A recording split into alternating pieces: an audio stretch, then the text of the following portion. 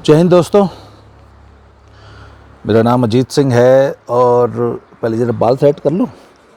ये हो गया सर, क्या बात है। तो मेरा नाम अजीत सिंह है और ये मेरा यूट्यूब चैनल है दत्ता की खरी खरी। तो आज के एपिसोड की शुरुआत फिर से एक नए किस्से से। आज से बात है कोई 10-12 साल पुराने।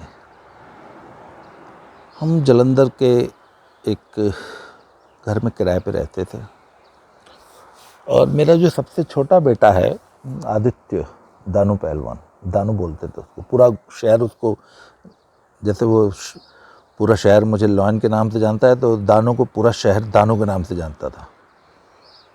और दानू बचपन से बड़े कुख्यात रहे हैं शहर में। मतलब आज तक कोई ऐसा शहर मोहल्ला नहीं हुआ जहाँ अगर हम 15 दिन बाद 15 दिन पहले मोहल्ले में शिफ्ट हुए हैं तो 15 दिन में लोग मुझे बुला के कहते थे, भाजी एक मिनट गल सुनो, हाँ वो ਤੁਹਾਡਾ ही मुंडा है। मैं समझ जाता था, हाँ जी मेरा ही है जी। तो कहते भाजी उनको थोड़ी मोटरसाइकिल स्लो चलाया करे। और ये कब की बात है, जब दानू अभी मुश्किल से 9-10 साल के, 10-11 साल के थे। और दानू ने आज तक मेरी बाइक्स स्कूटर्स के 5-7 के चिमटे तोड़े हुए हैं। मतलब बाइक का चिमटा तोड़े था लड़का, ऐसे स्टंट करता था। खैर छोड़े था, वो बात अलग है। तो साहब दिवाली का सीज़न था, तो और दानू और उसकी बड़ी बहन, दानू की उम्र थी यही कोई 7-8 साल, और जो दानू से बड़ी बहन थी वो रही होगी 10-12 साल की। तो ये दोनों मोहल्ले की एक दुकान पे सुबह दूध लेने मॉर्निंग में या दोपहर में कुछ लेने गए थे ग्रोसरीज में। तो जब वहाँ से वापस आए तो चारों ने ना मुझे कान में कहा कि पापा इसने ना उस दुकान से पटाखे चुरा के ना अपनी जेब में भर रखे हैं। और वहाँ पे मैंने कुछ इसलिए नहीं बोला, मैंने कहा इसकी बेइज्जती होगी, लोग क्या कहेंगे। मतलब घर आते उसने धीरे से मेरे कान में रिपोर्ट किया। तो मैंने कहा तो मैंने दानू को बुलाया and I never shout on my kids. कुछ भी हो जाए ना, never shout as a parent, never shout. बच्चे को कॉन्फिडेंस मिलो। तो मैंने दानू को बुलाया, दानू सुनो इधर आओ। मैं कहा बेटा, पहले तो 10-12 चुम्मियाँ लो। वही बच्चा पहले रिसेप्टिव मोड में आना चाहिए। दुनिया का कोई भी आदमी, आपका टीम मेंबर आपकी बात सुनने से पहले उसको रिसेप्टिव मोड में लाओ। तो मैंने दानू को पहले 5-7-10 चुम्मियाँ ली, बहुत पुचकारा, बहुत प्यार किया। फिर मैंने कहा कि बेटा वो दुकान से आपने क्या नाम पटाखे लिए? तो because the child was in receptive mode, उसने कहा हाँ पापा। मैंने कहा बेटा कितनी गंदी बात है ना, और देखो उनको तो लॉस हो जाएगा। तब आप लोग एक काम करो। तो मैंने कहा दिखाओ पटाखे कितने हैं। तो उसने पटाखे का डिस्प्ले मेरे सामने कर दिया। तो मैंने उसको 100 रुपये दिए और मैंने कहा कि ये 100 रुपये लो और तुम दोनों भाई बहन दुकान पे वापस जाओ और ऐसा मौका देख के जाओ कि जब उसकी दुकान पे भीड़ ना हो। और वो अंकल, मनु जनरल स्टोर है जालंधर में, हमारे मोहल्ले में ही था। तो मैंने कहा ऐसे समय जाना जब दुकान पे कोई ना हो, वो भीड़ ना हो, अकेले हों ऐसे। और उनको बोलना कि अंकल ये हम ना जब आज सुबह आए थे तो गलती से ये पटाखे हमने लिए थे, पर पैसे देना तो हम भूल ही गए आपको। तो अंकल प्लीज़ इसके पैसे ले लो आप। तो तब उन्होंने यही किया, बच्चों ने दोनों वहाँ गए, उनके सामने पटाखे रखे। अंकल ये वाले पटाखे ना हम जब सुबह आए थे ना तो हम पैसे देना भूल गए थे। तो वो दुकानदार वही वो सो इम्प्रेस्ड, उनको लगा कि बच्चे कितने ईमानदार हैं। तो उसने वो पैसे उनके जोड़ के ले लिए, बात खत्म हो गई। पर उसके बाद क्या हुआ कि वो जो दुकानदार थे, दानो उनका फेवरेट बच्चा बन गया, और दानो जब भी उनके पास जाता वो इतना प्यार से दानो से बात करते थे, मतलब ही गेव हिम रिस्पेक्ट। और हमेशा, और वो अगर उनके अगल बगल कोई खड़ा भी होता तो वो कि ए बड़ा प्यारा बच्चा है जी। और हमेशा मुझे याद है उसको कोई ना कोई कैंडी चॉकलेट कुछ दिया करते थे। एंड मैंने देखा कि Danu slowly started enjoying the respect and the love being given to him. वो जो दुकानदार उस बच्चे को रिस्पेक्ट देता था कि ये बहुत अच्छा बच्चा है, बहुत ईमानदार बच्चा है, वो जो रिस्पेक्ट और प्यार उस दुकानदार से मिलती थी दानू को, दानू उसको एंजॉय कर, जैसे कुछ लोग स्टारडम एंजॉय करते हैं ना, दानू उस रिस्पेक्ट को, उस लव को एंजॉय करने लग गया। फिर मैंने उसको धीरे धीरे ये बातें बतानी शुरू की कि अगर कोई आदमी आपको रिस्पेक्ट करता है, कोई आदमी आपको प्यार करता है, तो उसकी रिस्पेक्ट, उसके प्यार, उसके लव की कद्र करो,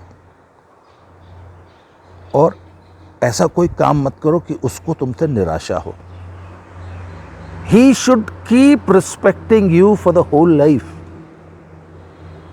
सारी जिंदगी वो आपको, और जो उसके दिमाग में आपकी इमेज बनी है ना कि ये बहुत प्यारा बच्चा है, बहुत ईमानदार है, इज सो लविंग, ये जो तुम्हारी इमेज है ना, ये कभी टूटनी नहीं चाहिए।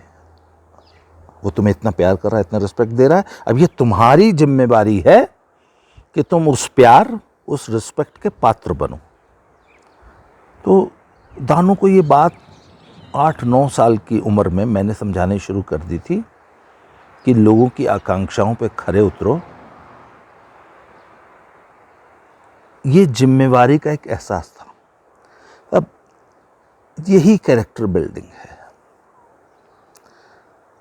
हमारे स्कूल में ना पेरेंट्स बोलते हैं कि आपने वो फलाने स्कूल में, हमारे स्कूल में सिर्फ 5 ही किताबें चलती हैं जो एनसीईआरटी का सिलेबस होता है। छोटी 1st-2nd क्लास में सिर्फ 3 बुक्स, 3rd-4th में सिर्फ एक एनवायरमेंटल साइंस पढ़ जाती है। मतलब हमारे यहाँ बच्चों के बैग में 18 किताबें नहीं होती। तो बहुत सारे पेरेंट्स ना हमें कहते हैं कि सर वो फलाने स्कूल में तो 18 किताबें लगा रखी हैं उन्होंने, कंप्यूटर की 3-3 लगा रखी हैं, और मॉरल साइंस की भी एक बुक लगा रखी है। तो मैंने कहा यार एक बात बताओ, मॉरल साइंस किताब में पढ़ाने की चीज़ है? नहीं, ये थ्योरेटिकल चीज़ नहीं है, आप इसको थ्योरेटिकल मत बनाओ। ये लाइफ में बड़ी प्रैक्टिकल चीज़ है भाई, इसको प्रैक्टिकल लाइफ में उतारिए मॉरल साइंस को। और बच्चे की जो कैरेक्टर बिल्डिंग है ना, वो इसी उम्र में शुरू होनी चाहिए। और दूसरी बात है, एक आम पेरेंट होता तो क्या करता सब, अच्छा शर्म नहीं आती, चोर कहीं के, तो पटाखे चुरा के लाया, और उसको 4-6 लपाड़े मारता, 2-4 चप्पलें मारता, है ना। आम पेरेंट का यही रिस्पॉन्स होता है। अच्छा, उस रिस्पॉन्स का क्या असर आता था, बच्चा क्या सीखता? पर इस अप्रोच से बच्चे ने क्या सीखा? तो बच्चे के प्रति जो आपकी अप्रोच होनी चाहिए ना, एक तो वो हमेशा सपोर्टिव होना चाहिए, और दूसरी चीज़ एक बहुत बड़ी हमारे पेरेंट्स की एक प्रॉब्लम है, हम बच्चे के लेवल पे नहीं जाते, हम चाहते हैं कि 8 साल का, 5 साल का, 7 साल का बच्चा हमारे लेवल पे आ जाए। ऐसा कैसे हो सकता है सर? बच्चा आपके लेवल पे नहीं आएगा, बच्चा आपके लेवल पे जाके नहीं सोच सकता, आपको बच्चे के लेवल पे जाना पड़ेगा। तो जब भी कोई घटना होती है ना, तो सबसे पहले बच्चा बन जाइए, अपना बचपना याद कीजिए, बच्चे ने किस माइंडसेट के आधार पे ये काम किया। अच्छा, उसके बाद कोई पेरेंट वायलेंटली रिएक्ट कर सकता था, बहुत नाराज हो जाता, कोई पेरेंट कहता अच्छा चल अब ले आया तो रख लेते हैं, अगर ये कोई अच्छा बहुत विश्वास कीजिए बहुत से पेरेंट्स का ही रिएक्शन होता है, यस कि चल अब चुरा लाया तो अब ठीक है, कुछ नहीं होता। इससे बच्चे को क्या मैसेज मिला? अब आपने बच्चे को सारी ज़िंदगी के लिए चोर बना दिया।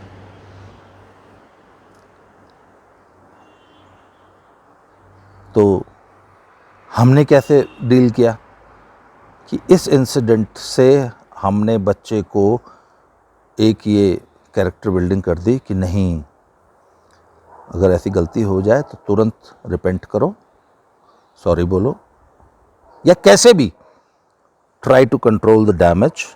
और बचपन से ही बच्चे को रिस्पेक्ट क्या चीज़ होती है उसको मैंने बच्चे को इज्जत कमाना सिखा दिया एट द एज ऑफ 8-9 कि समाज में इज्जत कैसे कमाई जाती है। और प्रैक्टिकल एक्सपीरियंस बच्चे ने एक्सपीरियंस किया कि यार मैंने तो चोरी की थी। आप एक बात बताऊं, ऐसी बात नहीं है, बच्चे किसी ऐसी घटना को जल्दी भूलते नहीं है। 8-9 साल का बच्चा बहुत दिन बाद उसने वो उस पर जब विचार किया होगा उसके दिमाग में ये बात आएगी ना कि यार मैंने तो चोरी की थी पर पापा ने सिचुएशन को कंट्रोल करके और now I am a respectable man. तब कैरेक्टर बिल्डिंग इस तरीके से बहुत छोटी उम्र में शुरू की जाती है। तो ये आज सुबह सुबह अचानक ये किस्सा याद आ गया, तो इससे मुझे लगा कि पेरेंटिंग का एक लेसन बन गया।